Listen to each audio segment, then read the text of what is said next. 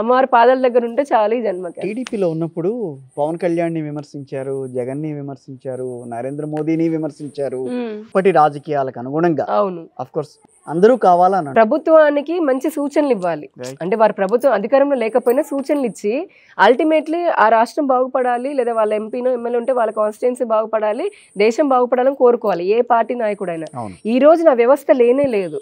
ఎవరికి వారి స్వార్థము కుట్రలు పెరిగిపోయినాయి. అందుకని ఏంటి దేశం అభివృద్ధి ఇప్పుడు ఈ 10 ఏళ్లలో పెరుగుతుంది కానీ అంత ముందంత లేదు. అంటే ఆ దృక్పథం లేదు, ఆలోచన దృక్పథం, వసుదైక కుటుంబం అన్న దృక్పథం లేదు, కలుపుకొని పోయే తత్వం లేదు.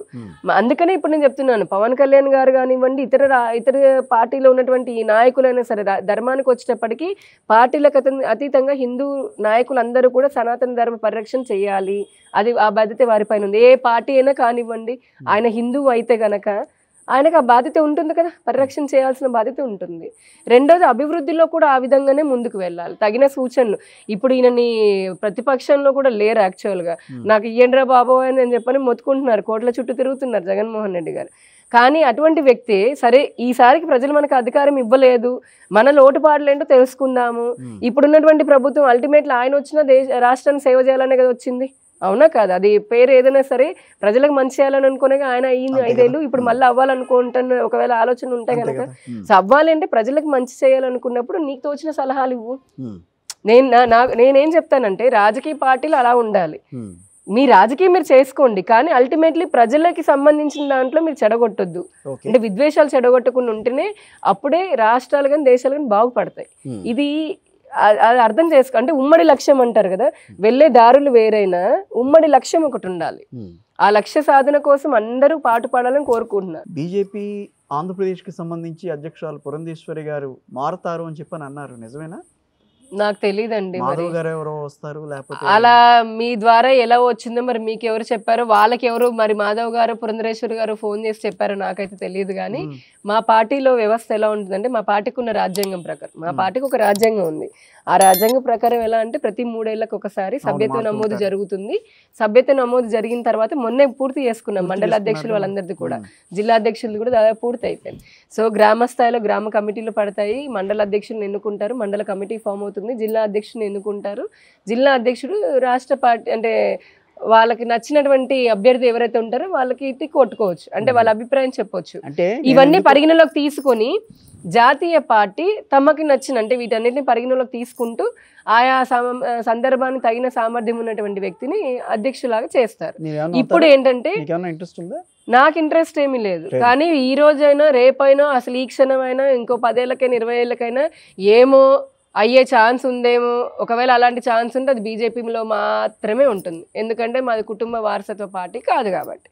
సో రేపు పొద్దున ముఖ్యమంత్రి, అసలు చెప్తున్నాను అంటే అత్యాశ కూడా కాదు, ఎందుకంటే ఇందా చెప్పినట్టుగా ఎంతో ప్రధానమంత్రిని ముఖ్యమంత్రిని చూసిన తర్వాత మా అలాంటి అందరి కార్యకర్తలకు ఉంటుంది. ఈ రోజు కాదు ఎప్పుడైనా అసలు పని చేసుకుంటూ పోతే నిజంగానే పిలిచిస్తారేమో ఎవరు తెలుసు, దానికోసం ఆశపడుతూ కూర్చోం. కానీ కాబట్టి పురంధరేశ్వరి గారి మార్పు అనేది ఒకవేళ వ్యవస్థాపరంగా నడుస్తుంది అవన్నీ ఇప్పుడు కొన్ని మీడియా వాళ్ళకి ఉన్నదే, అది మీరు గత రికార్డు మీరు చూడండి, మీరు అట్లానే ఉన్నదేమో మరి వాళ్ళ ఆ సమయానికి. అందుకే అంటున్నాను సమీకరణలు కూడా ఆలోచించుకుంటారుగా.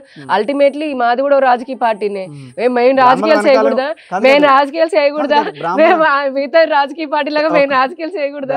వెనకాలే ఉంటుంది బీజేపీ అని అన్నారు. ఎక్కడండి ఆంధ్రప్రదేశ్ లో ఎక్కడ దేశంలోనూ బ్రాహ్మణులు లేరు, ఎక్కువ స్థాయిలో లేరు, ఇప్పుడు లేరు. పార్టీ పెట్టినప్పుడులో స్వాతంత్రం నుంచి అంత ముందు నుంచి జనసంఘ్లో గానీ ఆ తర్వాత భారతీయ జనతా పార్టీలో కానీ కాస్త ఎక్కువగా ఉన్నటువంటి వ్యక్తులు ఉన్నారు. ఆ తర్వాత అందరూ ఉన్నారు కదా. ఇప్పుడు బీసీనే ప్రధానమంత్రి, రాష్ట్ర ముఖ్యమంత్రులు ఉన్నారు, వేరే వేరే వాళ్ళు ఉన్నారు.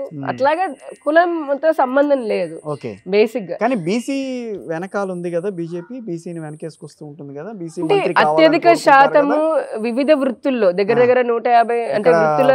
తెలంగాణలో కూడా బీసీ మంత్రి కావాలి, బీసీ ముఖ్యమంత్రి కావాలని కోరుకున్నారు. సరే ఆ తర్వాత అది ఎందుకంటే తప్పేమి కూడా లేదు కదా. ఇప్పుడు వాళ్ళు భారతదేశం ఒకప్పటి నుంచి కూడా మనం వస్తువులు తయారు చేసి ఎగుమతి చేసేటటువంటి పరిస్థితిలో ఉన్న భారతదేశాన్ని చూపురుపుల వరకు కూడా దిగుమతి చేసుకునే వ్యవస్థ తీసుకుని వచ్చింది కాంగ్రెస్ పార్టీ, లేదా కొంతమంది నాయకులు, కొంతమంది వారి ఆలోచన ధోరణి అనుకుందాం. అలాంటి భారతదేశానికి ఆయుపట్టు ఆర్థిక వ్యవస్థకైనా సమాజ వ్యవస్థకైనా సమాజానికైనా ఆర్థిక వ్యవస్థకైనా ఆయుపట్టు లాంటిది బీసీ సామాజిక వర్గం. కాబట్టి దాంట్లో ఉన్నటువంటి వృత్తులు అంటే ఎప్పటి నుంచో వంశపారంపర్యంగా వస్తున్నటువంటి వృత్తులు వారు ఎవరైతే ఉంటారో వారి కళలని వదిలేసి అంటే దాదాపుగా వదిలి వారికి సహకారం లభించకపోవడం వల్ల వారు సామాజికంగా రాజకీయంగా ఆర్థికంగా ఎదగలేకపోతూ ఉన్నారు ఉపాధి పరంగా కూడా అని అనుకుని ఆలోచన చేసిన ప్రధానమంత్రి గారు ఆయన అందుకే పిఎం విశ్వకర్మ అని చెప్పని తీసుకొని వచ్చారు పనిముట్లవంతా. అది మాత్రమే కాకుండా బీసీ రిజర్వేషన్ కి సంబంధించి కూడా కాంగ్రెస్ వ్యతిరేకించింది. రాజీవ్ గాంధీ గంటన్నర సేపు పార్లమెంట్ లో ప్రసంగం చేశాడు బీసీలకు వ్యతిరేకంగా, బీసీ రిజర్వేషన్ కి వ్యతిరేకంగా. కానీ Bharatiya Janata party supported government దానికి మద్దతునిచ్చి తీసుకొని వచ్చింది.